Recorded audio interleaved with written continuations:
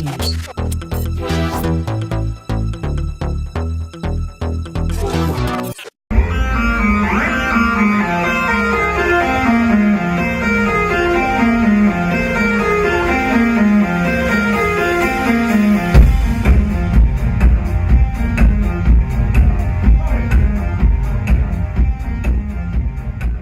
had met her once before in California.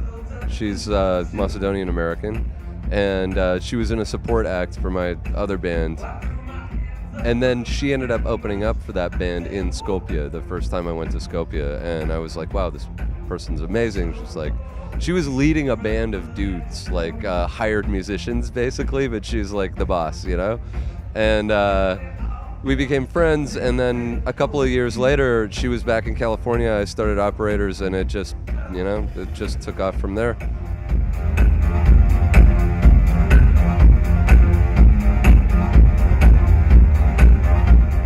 This is my going out jacket. I put on like a proper suit jacket when I write. I used to work an office job, so it makes me feel like I'm going to work.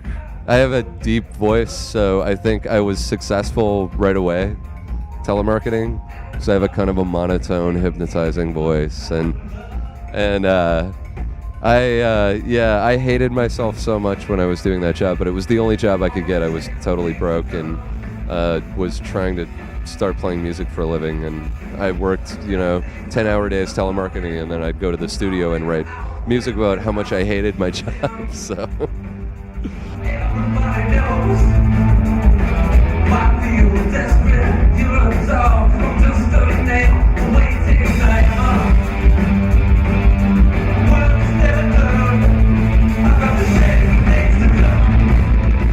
In North America, we have a really big mix of young people coming to the shows. A lot of people from the LGBT community, which is nice. It's kind of a crossover from my other band, and then we have older people who are like old enough to remember acid house and like goth music.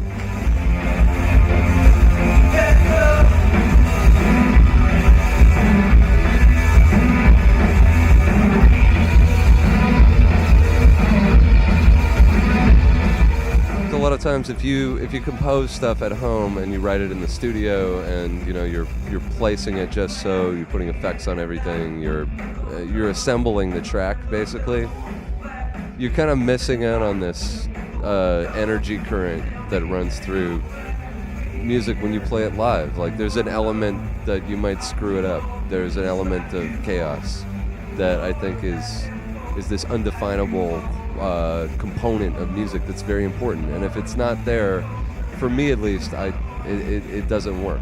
Sometimes you're playing these songs in front of people and they'll react in a certain way, and you'll play a different phrase, or you'll sing differently, you'll inflect differently, and then you'll know, okay, this is how it works, this is what works.